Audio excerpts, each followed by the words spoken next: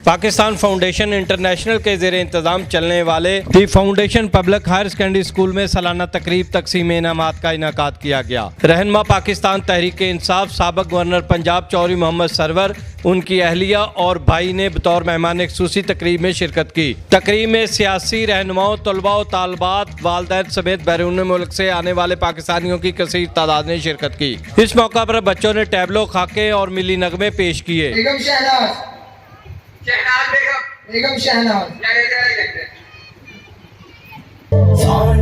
अपनी खुशियाँ और गम एक है, हम एक हैं।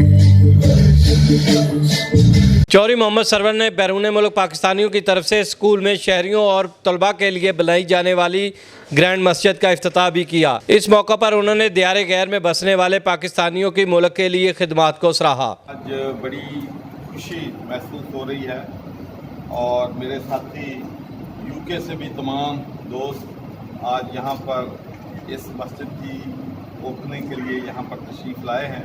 नन्हे बच्चों की वतन से मोहब्बत पर परफॉर्मेंस देखकर शुरा दाद दिए बगैर ना रह सके और यादगार लम्हात को अपने मोबाइल फ़ोन में महफूज करते रहे। बच्चों ने भी तकरीब को खूब पसंद किया।